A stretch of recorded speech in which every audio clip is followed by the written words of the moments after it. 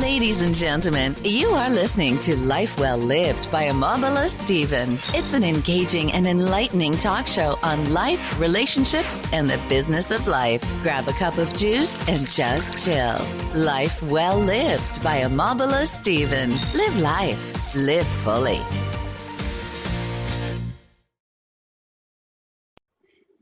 Once again, welcome to Life Well Lived by Omobola Stephen. My name is Omobola Stephen.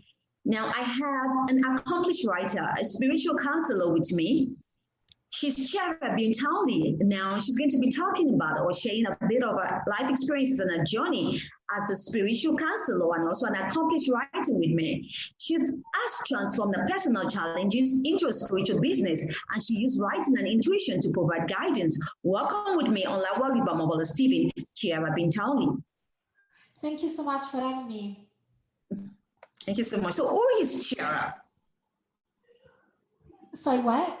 Who is Chiara B. Townley? Can you introduce yourself? Yeah. So I have a long story, so I will try, to cut it short. But I was born in Milan.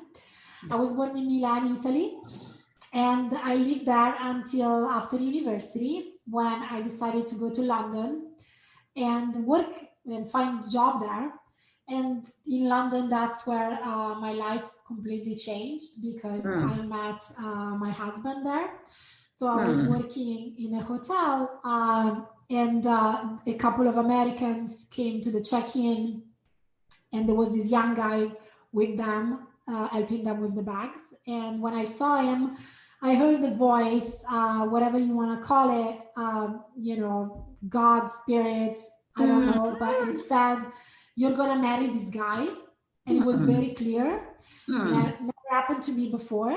But when you have like a spiritual experience, it's usually something very strong that you can start thinking about. That's right. And so I didn't know what to do. And because I didn't know when I would see him again. And so I thought about it, and I wrote a little note. And the day his parents checked out, I gave the note to my coworker. And I asked him to give it to the son of this room. And so he did. And I received the text days later that said, "Hey, I would have loved to hang out with you, but unfortunately, I am American, and the year I was studying in London is finished. And so I am leaving, and I'm actually now in Europe with my parents. And I'm going to go travel to South America. And I'm going to be there for 3 months. And then I'm going to go back to the United States." And so, I don't know, I still had that voice in my head that I would marry him. So I didn't know how, but I added him on Facebook, and we started to chat while he was traveling in South America. Yeah, you had a strong connection, right? Yeah, we had a really strong connection. And so we started to talk, and we talked about travel while he was traveling in South America, and I was working in London. And we fell in love like that, like, via messages on Facebook. And then at the end of the year, when he went back to the US, he asked me to go stay with him in Seattle. And I said, yeah, I guess I can do that, but why don't you come to London? At least we can meet and, hang out. And so he did, and everything seemed like a fairy tale. But then, reality is different. So when we actually started to live together in Seattle, we discovered so many challenges and the immigration and things we didn't know about, how to, it was difficult to just find a way to be together, being Italian and him being American. And so things didn't go well. And then I ended up going back to Italy after the 3 months of the tourist visa. And so we kind of broke up, but we were still talking, and there was still the hope to see each other again, but we weren't making any plans. And so then I went to live in Spain because I wanted to learn Spanish. And this part of the story is very complicated. We kept on talking, but then he started to date someone else, and I was really sad. I was like depressed, and so it was a really dark time for me. But then eventually we found a way back to each other after a couple of years. So we got back together. We got married in 2014 in San Francisco. Wow. That's where we lived for 3 years. And then we saved some money because we wanted to travel the world. And so we traveled for 3 months, and we ended up moving to Portland because it's the city that we love. And that was 3 years ago. And then I had a baby last year. Great, congrats. And during this time in the US, I transitioned from working in the hospitality industry to becoming a freelance writer. So I started to work doing content writing for different companies. I wrote for several publications. And then I got pregnant. So, then I kind of stopped working for a while. And I suffered from postpartum depression and anxiety after my husband went back to work, because I wasn't able to be alone with the baby because I was really anxious. And I used spirituality to heal by myself. Initially I asked for external help, but in the end, I realized that the more I talk about my anxiety, the worse I felt. So it wasn't good for me to talk about it. And I asked my family and friends to remind me of the person I was. So I realized that this was temporary, and I've always been a very positive person, in love with life. And so I use spiritual tools like visualization and positive affirmations to get out of the darkness. And I was able to heal. And after overcoming these challenges, I decided to open my spiritual business to help others. Great. So now let's talk about the spiritual business. How did you find yourself in it? So when I was younger, I wanted to be a psychologist, but I never pursued that route because I was afraid I had too much empathy. So when you feel the pain of other people. And so I was afraid of bringing their problems back home with me. And so I didn't pursue the route of the psychology. And then I got into hospitality because I loved helping people enjoy their vacations. So that was my way of helping people.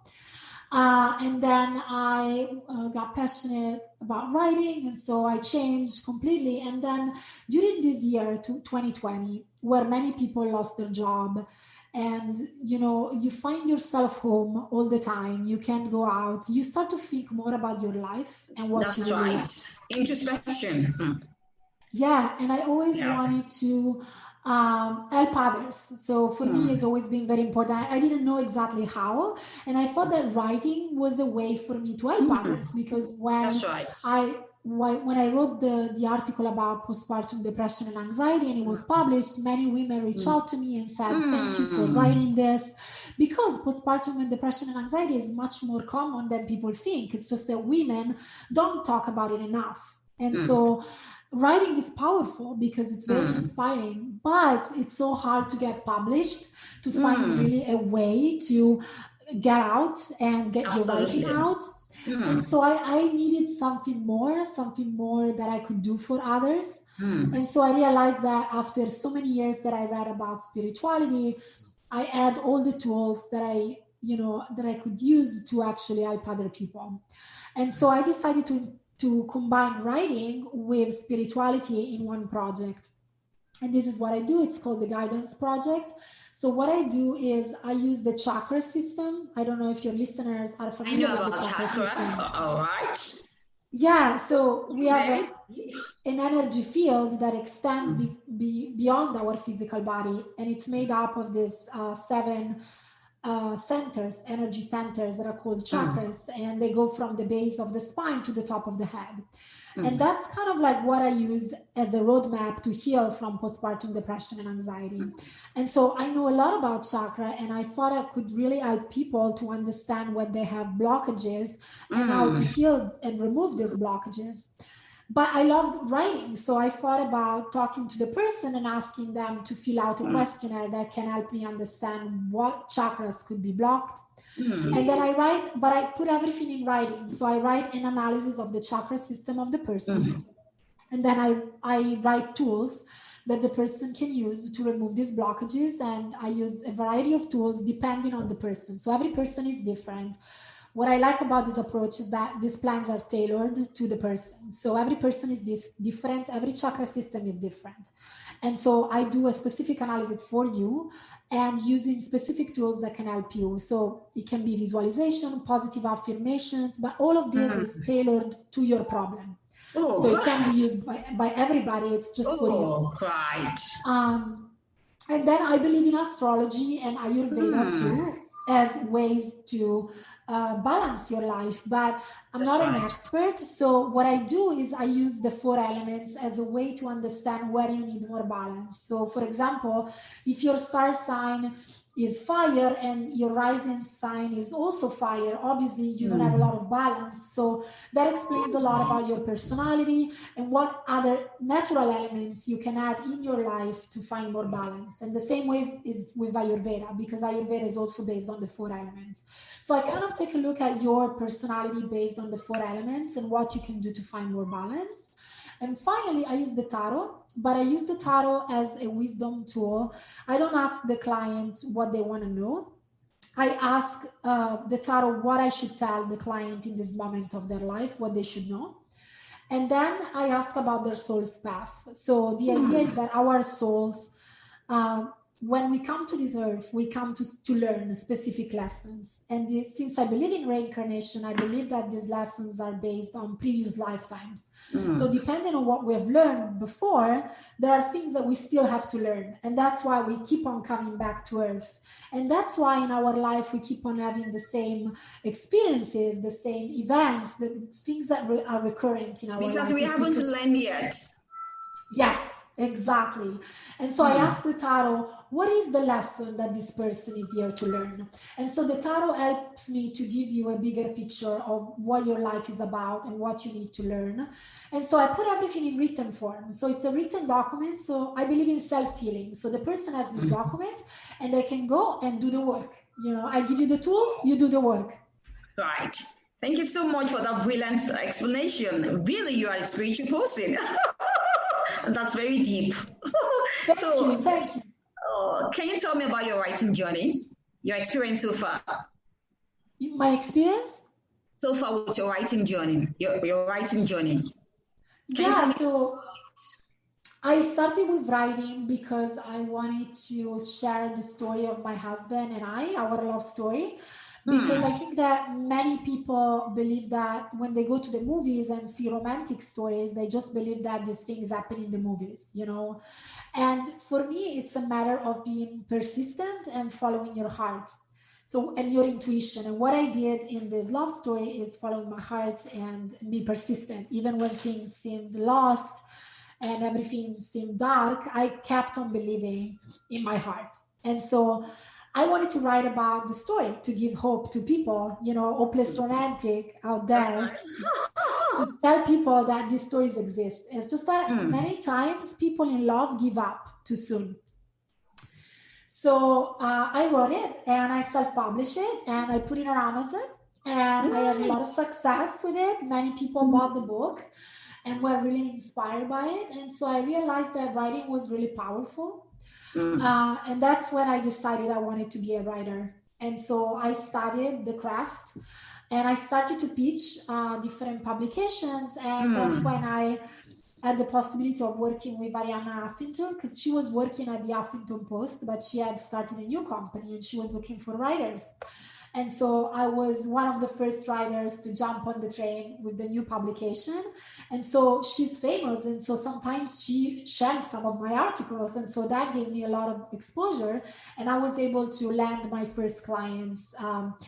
And I work with like different companies, mainly in like health and wellness. I mainly wrote medical articles for Medical News Today. So I would take the latest medical research, and because it's complicated, you know, sometimes I would just put it in an easy language for everybody to understand. And so I work with them before I stopped, before I gave birth to my son. So your son. And then after the challenges, the postpartum depression, I started to see writing as a way to using spirituality. And that's how I created my business. So this is kind of like my journey with writing.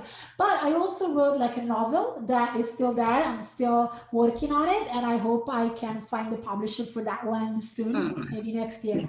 So I still do other things with writing. Oh, great. You know what? Can I call you a psychic person? Can I call you a psychic? Yeah, sure. Yeah. Because this is really getting interesting to me, because I had a guest who is a psychic, and virtually all the questions that I had, Andy, she almost answered it before I even asked her. And this is what is playing out right now. I have a script here right about now. Well, all the questions I want to ask you, you're already answering it.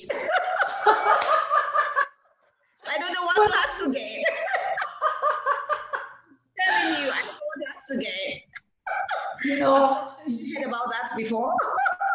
I love when there are these connections with people. I think that when you develop I can tell you something more. So to help people with intuition, we all have psychic abilities. The truth is that we all come to this earth from the same spiritual source. And so this means that we all can tap into our intuition and start to develop it to the point of becoming psychics, So I don't want people to think that being psychic means something that you see in movies, that you see ghosts and it's so like supernatural. And it's not like that. Can you clarify? It's not something scary. It's just something that you develop connecting more with your intuition. And based on the chakras, your intuition resides on the forehead where you have your third eye.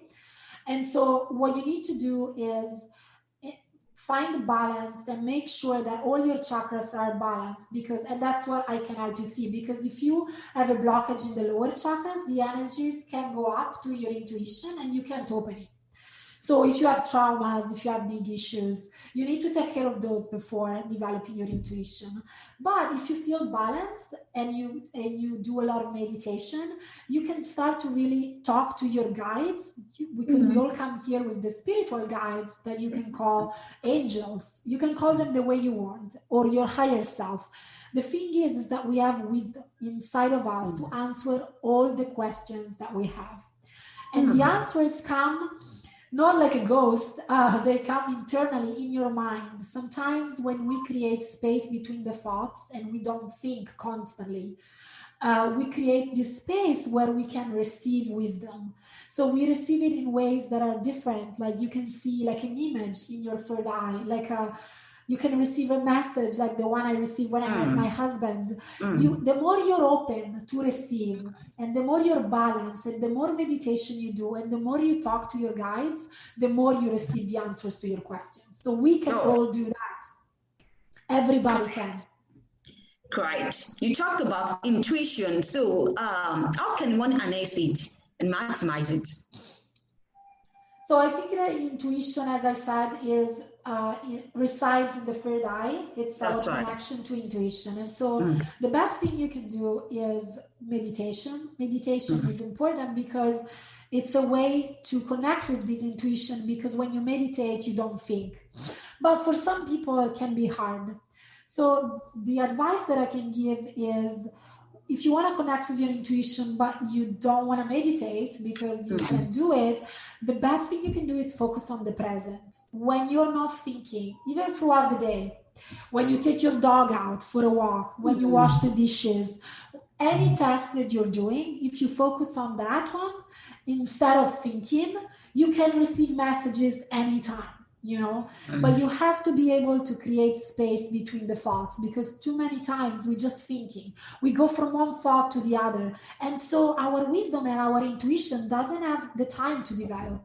The more we focus on the present moment and we start not to think anymore, first of all, we find joy, because the real joy is the joy of the present moment. That's when we are happy because we accomplish a goal, usually that joy is temporary. It goes away soon. But when we find the real joy it's the present moment. When we appreciate the present moment, we are getting more spiritual. we are getting more in touch with our intuition. And then, yes, meditation is the best tool though. Like if you know and like meditation, meditate. The more you do it, the more you access your wisdom, your intuition. Thank you so much for that. It's been lovely from Omobola Stephen. I've been having a brilliant and very, very deep conversation with Chiara Townley, who is an accomplished writer and also a spiritual counselor. Chiara, I want to ask you this. What can you say about kindred spirit and soulmate? And soulmate. Well, I think that you mean romantic soulmates, because there are like so many different types of soulmates. Yeah, romantic soulmates, and I'm trying to say, like, you have someone who is so connected. I mean, this person is in US and you are in probably South Africa, and you're connecting with a person spiritual, and the other person in US is getting the connection. So what do you say to that? Are they soulmates, or are they kindred spirit? Yeah, so I think going back to the idea that I believe our soul goes through different lifetimes. And sometimes, well, most of the times, they say that we reincarnate with the same group of people. So sometimes they have different roles. Like your mom, for example, can be your sister in this lifetime. It can be a completely different role, but they are still part of your life. And the reason, and sometimes, you know, it happens to all of us. We meet someone and we don't know them very much, but we just feel that connection. We start to talk and we could talk for hours. That's right. And that's when I think it's a soul connection. I have people in my life. Well, this one they've met before. This one they've dated before. But somehow, you know, distance tore them apart. He's married, doing well. She's married, doing well. But the strong connection is still there. They find it very difficult to let go, to the extent like she's going through an headache. He's feeling it over there. So what do you say to that? What connection is that? I call it soul connection because it's at the deeper level. It's not like just about this life. It's something that spans different lifetime. It's an essence connection. So what I think is important that people remember is that our essence, our identity is not something that is related to what we do and the job, especially the job we have. Because many people mistaken their identity for the job they have, for their career, for their role as a mother. Like, it's not that. Our essence, our identity is our soul. And our soul is something that is not temporary. It's always there. It goes from a life to another life. You know, it's something that is permanent. And so when we meet these people in our life that resonate at the spiritual level, it's so strong that we can't deny it, that we feel something that is so powerful. And so I would recommend to really develop that relationship with these people if you feel that there is like a strong connection, because they're here to teach you a lesson. And maybe they're not there forever, you know, maybe they are part of your life for a certain amount of time, but they are important because they are here to teach you a lesson. Or they are people that are going to be part of your life for the longer, for forever, like until you leave, like my husband. But like, I feel the same with my dog. You know, when I saw my dog, I saw a photo of the dog that I decided to adopt, and I knew it was for me, you know. And the more you develop that intuition that we talk about, the more you're able to recognize this soul connection. So I think that even dogs are here to support us, and they are part of our soul connection. I believe that my dog was meant for us as a family. Yeah. So soul connection. All right. Soul connection is about so many things. It can be like a romantic soulmate, but it can be a pet. It can be like it can be your boss, you know, like, because it's there to help you. He or she is there to help you learn a lesson.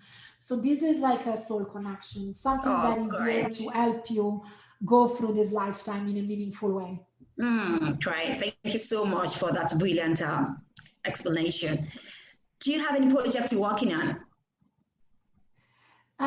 No, right now, you know, I am taking a little bit of a break because, I mean, obviously, like, I'm happy to talk to people and podcasts and work with like clients, you know, when they reach out to me. But I am not developing something specific right now because I think this is for me a time for family. I am hoping to go see my parents in Italy in December because they haven't met their grandson yet. So, because of COVID, I wasn't able to go see them. And so I really am hoping I can spend December with my parents. Oh, great. So that's my hope. So I will focus on family for the next couple of months. You're very hospitable. I know that. You're very hospitable. Yeah, it's part of your nature. At least for the few times we've conversed, I can see that you're very hospitable and you're others concerned. Yeah, and you know what? Sometimes we think that we're not doing anything specific to grow, but we are growing. Because this is, especially this year 2020, it's such an important year for growth for all of us, to look inward, to understand what we really want from life. So I invite people not to complain too much. Yes, of course, it has been a really hard year for all of us. But don't waste it. Don't waste it complaining too much and being sad, because this year is important for growth. If you use it to grow and to develop yourself and to really look inward and ask yourself what you really want to do, you'll find amazing gifts there. Nice. Thank you so much. I love that, Chiara. Thank you so much. And so, do you have a parting word? Thank you so much. Last word. Okay. All right. No, I think that what I was saying before, like use your ear to grow. So don't necessarily you don't have to do anything special this year, but you just have to look inside yourself and grow. Do that. And then hopefully 2021 will be a better year for all of us. Amen. You can, take more actions, but this is the time to reflect. That's right. A time for introspection. Yes. Looking exactly. inwards. Thank you. It's been Omobola Stephen. This has been a really, really expository and very enlightening talk show with Chiara Townley. So thank you once again for hanging around on the show with me. Let's do this some other time. Till I come your way next time, I need you to stay safe always. And remember to always live life and live it fully. It's bye for now.